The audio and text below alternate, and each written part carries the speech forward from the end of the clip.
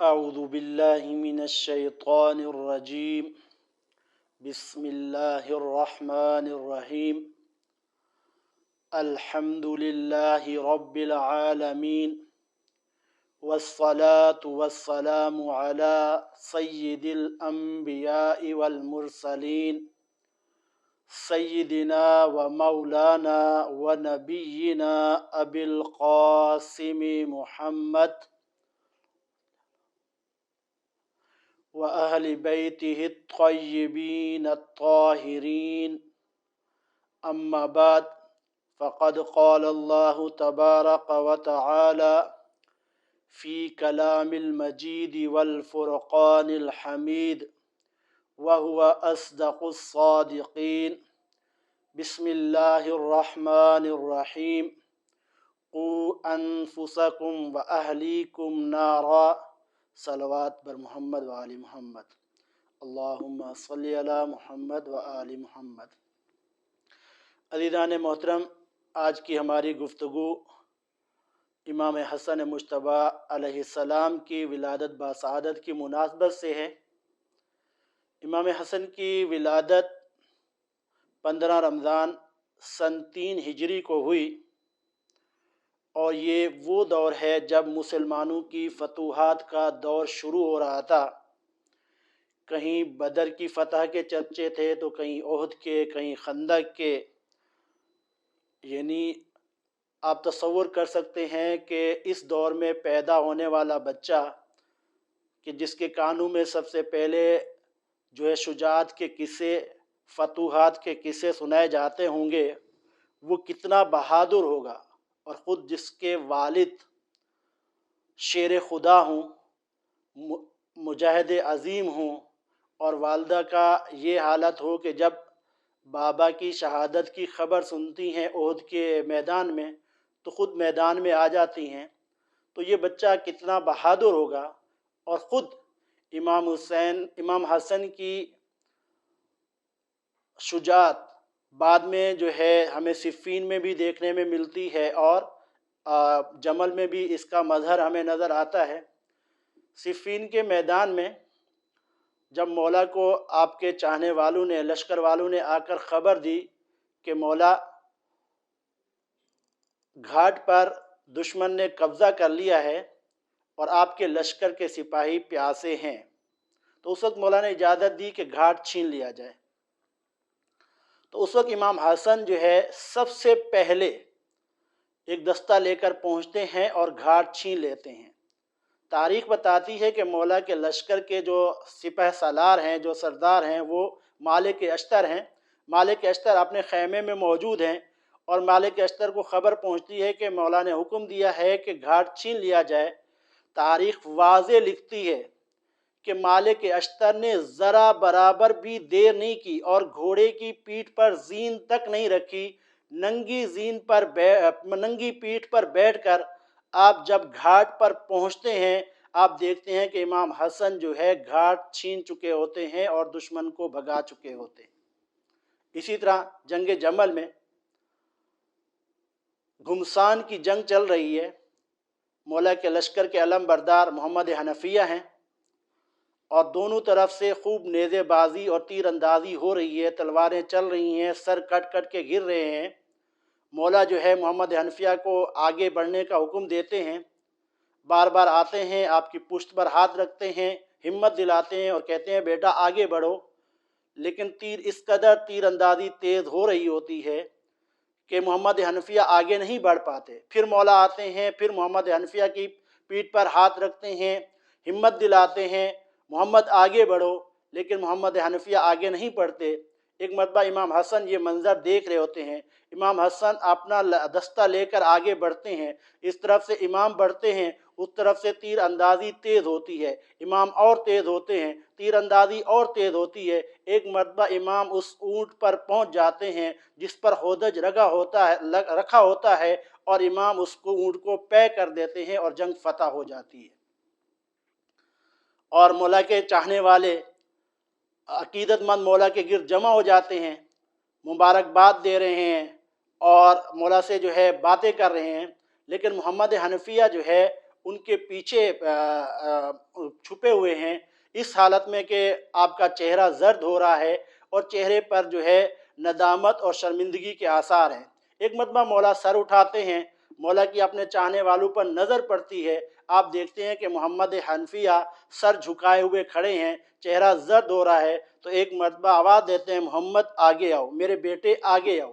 جب محمد آگے آتے ہیں تو مولا فرماتے ہیں کہ تم اس وجہ سے شرمندہ ہو رہے ہو کہ جو کام تم نہ کر سکے وہ حسن نے کر دکھایا ہے، تو میرے بچے تمہارا اور حسن کا مقابلہ نہیں ہے، کیونکہ تم میرے بیٹے ہو اور حسن رسول خدا کے بیٹے ہیں۔ تو یہ امام حسن کی شجاعت کی دو جھلکیاں ہیں، ورنہ آپ کی پوری زندگی جو ہے شجاعت اور بہادری سے بھری پڑی ہے۔ بہرحال امام حسن سن 3 ہجری 15 رمضان المبارک کو اس دنیا میں تشریف لائے، اور آپ جب اس دنیا میں تشریف لائے اس وقت آپ نے اپنے نانا رسول خدا کا دور دیکھا، اس کے بعد 3 خلافتیں دیکھی، اور پھر اپنے بابا کی ظاہری خلافت دیکھی، امیر شام کا زمانہ دیکھا، اور اس حالت میں جو ہے آپ پروان چڑھے۔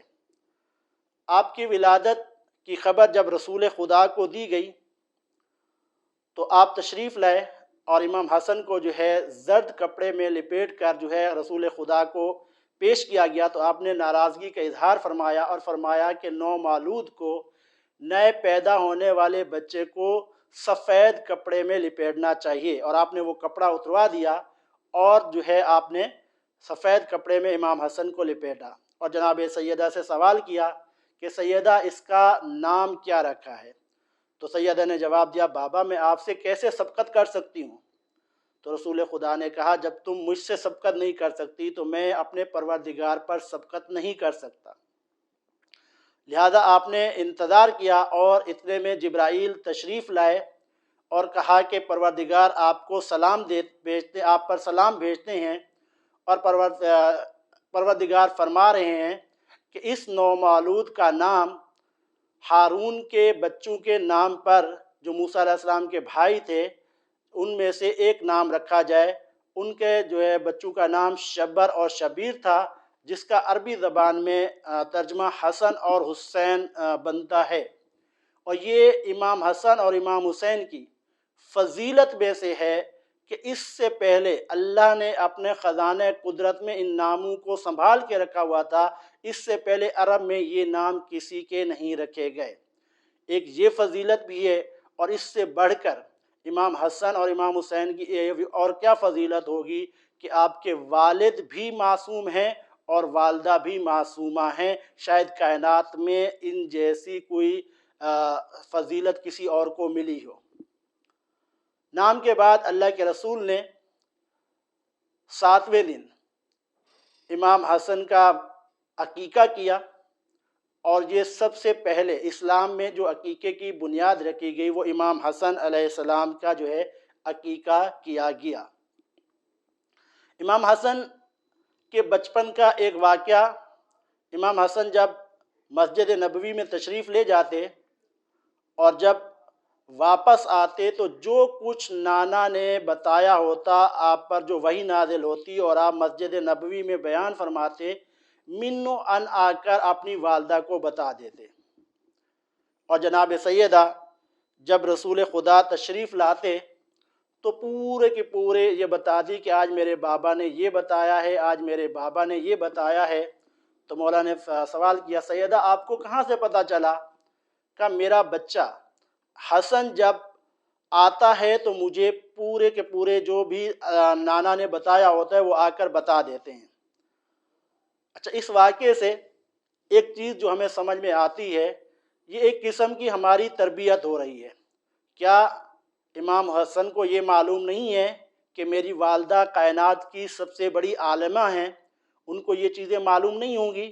امام حسن جو کہ 2 سال کی عمر میں لوح محفوظ کا مطالعہ کرتے ہیں، ان کو اپنے والدہ کے علم کا معلوم نہیں ہوگا؟ تو یہ پورا سسٹم کیوں کیا جا رہا ہے؟ امام حسن آتے ہیں، جناب سیدہ کو بتاتے ہیں، تو ایک قسم کا اس طرف اشارہ ہے کہ مرد کی ذمہ داری کیا ہے، اور اولاد کی تربیت کس طرح کی جائے۔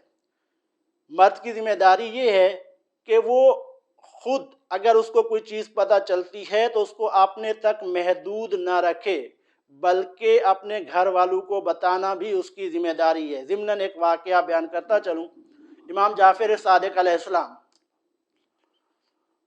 کی ایک حدیث ہے کہ قیامت کے دن جب ایک عورت آئے گی تو اس سے ایک سوال کیا جائے گا کہ تو نے دنیا میں کیا کیا، نیک عمل کیے یا نہیں کیے، اللہ تعالیٰ نے تم پر جو ذمہ داریاں ڈالی تھیں ان کو پورا کیا یا نہیں کیا۔ اگر تو اس کا جواب نہ میں ہوگا تو اس کو بول دیا جائے گا جہنم میں چلی جا، اور اگر اس کا جواب ہاں میں ہوگا تو اس کو جنت میں بھیج دیا جائے گا۔ لیکن جب مرد کی باری آئے گی تو مرد سے بھی یہی سوال کیا جائے گا کہ تو نے دنیا میں اچھے عمل کیے، نیک عمل کیے۔ اگر تو اس کا جواب نہ میں آیا تو اس کو جہنم میں بھیج دیا جائے گا۔ لیکن اگر اس کا جواب یہ آتا ہے کہ پروردگار میری نمازیں، میرا روزہ، میرا حج، میرا زکوٰۃ، میری خمس، میرا جہاد، یہ سب سامنے ہیں، گواہی ہے، تو پھر اس سے یہ سوال کیا جائے گا کہ یہ جو چیزیں جو اعمال تم انجام دے رہے تھے، کیا اس کا حکم اپنے گھر والوں کو دے رہے تھے؟ کیا یہ چیزیں اپنے گھر والوں تک پہنچائی تھیں؟ اگر تو اس کا جواب ہاں میں ہوگا تو پھر تو اس کو جنت میں بھیج دیا جائے گا۔ لیکن اگر اس نے اپنی یہ ذمہ داری پوری نہیں کی ہوگی تو پھر اس کو جہنم میں بھیج دیا جائے گا۔ آپ اندازہ کریں کہ ایک عورت سے بھی وہی سوال کیا جا رہا ہے، اگر اس کا جواب ہاں یا نہ میں دیتی ہے، ہاں میں آتا ہے تو اس کو جنت میں بھیج دیا جاتا ہے، اور اگر نہ میں آتا ہے جہنم میں بھیج دیا جاتا ہے۔ لیکن مرد جب ہاں میں جواب دیتا ہے تو اس کی اور ذمہ داری بھی اس کو پوچھی جاتی ہے۔ اور اسی طرف جو ہے اس واقعے میں ہمیں اشارہ ملتا ہے امام حسن کی سیرت مبارک سے کہ جب مرد باہر سے کوئی چیز سیکھ کر آئے تو سب سے پہلی ذمہ داری اس کی یہ ہے کہ اپنے گھر والوں کو بھی بتائے، اور گھر والوں کی، والدہ کی، ماں کی ذمہ داری یہ بنتی ہے کہ جب بچہ، یہ تربیت کے اصول میں سے ہے کہ بچہ جب باہر سے آتا ہے، مدرسے سے واپس ہے، اسکول سے واپس ہے یا کہیں سے، تو ماں اس سے پوچھے کہ بیٹا کیا سیکھ کر آئے ہو اور کیا کرنے گئے تھے، کہاں گئے تھے، تاکہ بچے کو اپنی ذمہ داری کا احساس رہے۔ تو جب جناب سیدہ نے مولا کائنات سے یہ بیان کیا کہ میرا بچہ امام حسن جو ہے آ کر یہ مجھے بیان کرتا ہے، تو امام کو اشتیاق ہوا کہ میں دیکھوں کہ میرا بیٹا جس کی 3 یا 4 سال کی عمر ہے آ کر کس طریقے سے جو ہے اپنی والدہ کو بتاتے ہیں۔ اب یہاں پر سیرت کا، کردار کا اور تربیت کا ایک اور پہلو نظر آ رہا ہے امام کے۔ ایک دن امام جلدی سے نماز پڑھ کے امام علی گھر میں آتے ہیں اور پردے کے پیچھے بیٹھ جاتے ہیں۔ امام حسن تشریف لائے، جناب سیدہ نے پوچھا کہ بیٹا آج نانا نے کیا کیا بتایا تھا؟ جب بیان کرنے لگے تو زبان میں تھوڑی ہچکچاہٹ پیدا ہوئی، تو کہنے لگے یا اماں قد تلجلجا لسانی، ماں آج میری زبان تھوڑا لڑکھڑا رہی ہے، مجھے ایسا لگ رہا ہے کہ میرے والد، میرے بابا مجھے دیکھ رہے ہیں۔ تو مولا کائنات پردے سے برآمد ہوتے ہیں اور سینے سے لگا لیتے ہیں، پیار کرتے ہیں۔ یہاں پر کہ ایک بچے کو، ایک بیٹے کو اپنے والد کا اس قدر احترام ہونا چاہیے کہ والد اگر گھر میں موجود ہو تو اس کی خوشبو اس کو محسوس ہو جائے اور پھر وہ والد کا جو احترام کے تقاضے ہیں اس کو پورا کر سکے۔ یہ جناب امام حسن علیہ السلام کی سیرت سے ہمیں نظر آتا ہے۔ جب ہم امام کی عبادت پر نظر کرتے ہیں، امام کی عبادت اتنی تھی کہ امام زین العابدین ہمارے چوتھے امام فرماتے ہیں کہ میرے چاچا جب نماز کے لیے جاتے تھے تو آپ کا چہرہ زرد پڑ جاتا تھا اور آپ کے جسم ایسا لگتا تھا جیسے جوڑ الگ الگ ہو گئے ہوں۔ خود امام حسن علیہ السلام کا بھی فرمان ہے کہ تم جب نماز کے لیے جایا کرو تو تمہارا چہرہ زرد ہو اور تمہارے جوڑ جو ہے وہ ہل جائیں، اس لیے تمہیں معلوم ہونا چاہیے کہ تم وہ امانت ادا کرنے کے لیے جا رہے ہو کہ جس کو پروردگار نے زمین کو دینا چاہا تو زمین نے انکار کر دیا، پہاڑوں کو دینا چاہا تو پہاڑوں نے انکار کر دیا، آسمانوں کو دینا چاہا تو آسمان نے انکار کر دیا۔ یہ اتنی بڑی ذمہ داری تم ادا کرنے جا رہے ہو تو اس دل میں یہ خوف ہونا چاہیے کہ اس امانت کو میں کس طرح سے ادا کروں گا۔ اور یقیناً عزیزان گرامی، نماز کا حق بھی یہی ہے، عبادت کا، کیونکہ ایک ہوتی ہے عبادت، ایک ہوتی ہے رسم۔ رسم کیا ہوتی ہے؟ آپ پوری زندگی بھی کرتے رہیں گے تو آپ کے کردار میں کوئی فرق نہیں آئے گا، لیکن عبادت جو ہے، کیونکہ انسان صفات پروردگار کا مظہر ہے، اور عبادت کا مطلب کیا ہے کہ آپ قربتاً اللہ، پروردگار کے قریب ہو رہے ہیں۔ تو انسان جتنا جتنا اپنے پروردگار کے قریب ہوتا جائے گا، اس کی صفات اس کے اندر آنا شروع ہو جائیں گی۔ اور خود قرآن مجید میں جو پروردگار نے فرمایا ان الصلاۃ تنہی عن الفحشاء والمنکر، کہ نماز جو ہے برائی اور بے حیائی سے روکتی ہے۔ تو اگر ہمارے کردار میں تبدیلی آ رہی ہے، ہم آہستہ آہستہ اپنے پروردگار کے قریب ہو رہے ہیں، تو سمجھ لیں ہماری عبادت واقعی عبادت ہے، ورنہ ہماری عبادت فقط رسم رہ جائے گی اگر ہم نماز تو پڑھتے ہیں لیکن ہمارے کردار میں کوئی تبدیلی نہیں آتی۔ اسی طریقے سے امام کی سیرت کا ایک واقعہ آپ کی گوش گزار کروں، شام کہ جس میں پروپاگنڈا کیا جاتا تھا اہل بیت کے خلاف، اسی پروپیگنڈے کا شکار ایک شخص مدینے میں آتا ہے اور امام حسن کو دیکھتا ہے۔ اب اس کو نہیں معلوم، کیونکہ وہ اس پروپیگنڈے کا شکار ہے، اس کو نہیں معلوم کہ علی کون ہیں، فاطمہ کون ہیں، حسنین کون ہیں، جوانان جنت کے سردار کون ہیں، اللہ کے رسول نے ان کے بارے میں کیا فرمایا ہے۔ لیکن جب اس کو پتہ چلتا ہے یہ حسن ہے، تو وہ اسی اپنے پروپیگنڈے کی وجہ سے امام حسن کو برا بھلا کہنا شروع کر دیتا ہے۔ بہت سنا ہوا واقعہ ہے آپ کا۔ جب وہ برا بھلا کہہ رہا ہوتا ہے تو امام اس کو دیکھ کر مسکراتے ہیں اور اسے اپنے پاس بٹھاتے ہیں۔ کہا تم مسافر ہو، یہ باتیں بعد میں ہوتی رہیں گی، یہ سب چلتا رہے گا، یہ بتاؤ تم یہاں آئے ہو، تم نے کوئی کھانا کھایا ہے؟ تم نے یہاں پہ آئے ہو، تمہاری کوئی رہائش کا انتظام ہے؟ تمہارے پاس سواری ہے؟ آؤ میں تمہیں کھانا کھلاتا ہوں، بعد میں یہ باتیں کر لیں گے۔ میں تمہارے پاس سواری نہیں ہے، تمہارے لیے سواری کا انتظام کرتا ہوں۔ تمہارے پاس اگر رہائش نہیں ہے، چونکہ تم مسافر ہو، تو میں تمہاری رہائش کا انتظام کرتا ہوں۔ اب ایک وقت وہ جب یہ کردار دیکھتا ہے امام حسن کا، تو ایک مرتبہ حیران ہو کر کہتے ہیں ابھی کھانا کھایا نہیں ہے، ابھی رہائش کا انتظام ہوا نہیں ہے، ابھی سواری کا انتظام ہوا نہیں ہے، لیکن اس کا وہ نظریہ بدل جاتا ہے اور کہتا ہے کہ میں جب یہاں پر آیا تھا تو میری نظر میں دنیا میں سب سے ناپسندیدہ شخصیت، آپ سے زیادہ ناپسندیدہ شخصیت کوئی نہیں تھی، لیکن اب میرے نزدیک آپ سے محبوب تر انسان کوئی نہیں ہے۔ امام کی سیرت اور رسول اللہ کی سیرت میں ایک سبق ملتا ہے۔ دیکھیں، ایک ہوتا ہے مریض اور ایک ہوتا ہے وہ وائرس جو مرض کا سبب بنتا ہے، تو دونوں سے ٹریٹمنٹ کا طریقہ الگ ہوتا ہے۔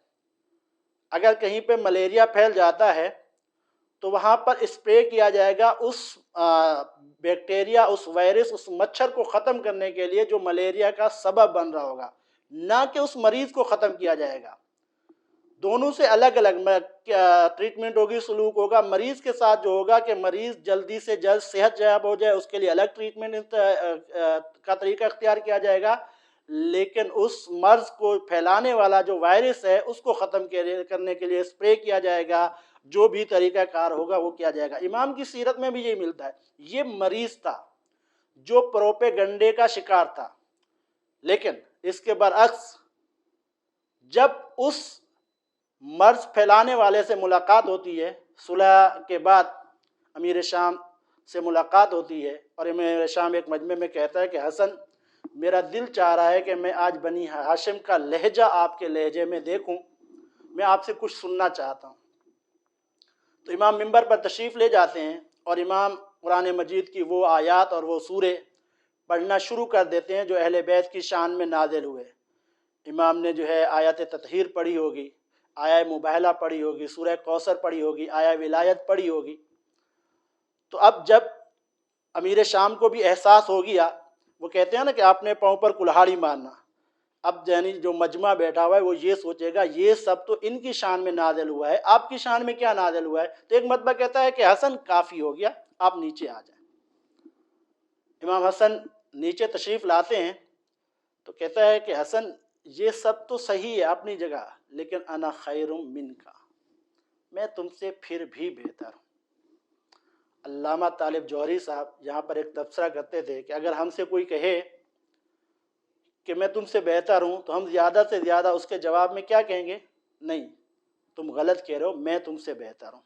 لیکن امام کا جو کلام ہوتا ہے وہ کلام کا امام ہوتا ہے۔ امام نے یہ نہیں فرمایا کہ تم غلط کہہ رہے ہو، میں تم سے بہتر ہوں، بلکہ امام نے کہا نعوذ باللہ،